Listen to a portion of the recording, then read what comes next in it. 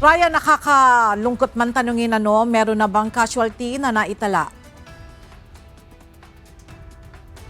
Ella, may mga ulat ukol sa posibleng mga casualty at sugatan sa 7.8 magnitude na lindol sa Maasim, Sarangani. Pero under validation pa ang mga ito na nasawi sa lindol.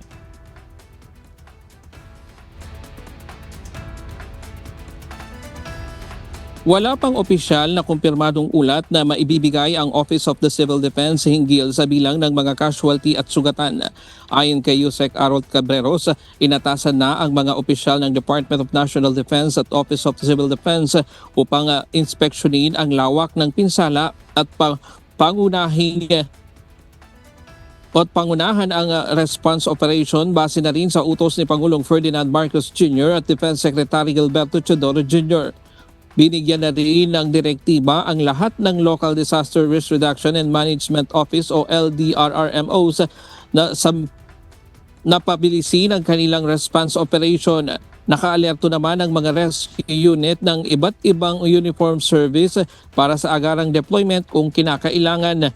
Ayon sa OCD, mahigpit ang koordinasyon ng mga national agency sa mga lokal na pamahalaan upang matiyak ang mabilis na paghahatid ng tulong at agarang pagtugon sa mga apektadong komunidad.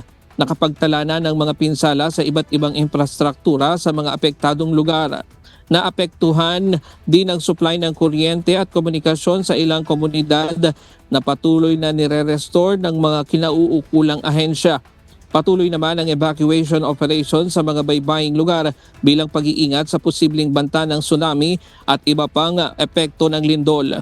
Kabilang sa mga pinaka-apektadong lugar ang Region 12, Region 11, Region 9 at ang Bangsamoro Autonomous Region in Muslim Mindanao o BARM. Pinapayuhan na ang publiko na huwag munang bumalik sa mga bahay at gusaling may nakikitang pinsala dahil sa posibilidad na malalakas na aftershock. Diyan muna ang latest mula dito sa Camp Aguinaldo sa Quezon City. Balik sa iyo, Ella. Maraming salamat, Ryan Lacanlale.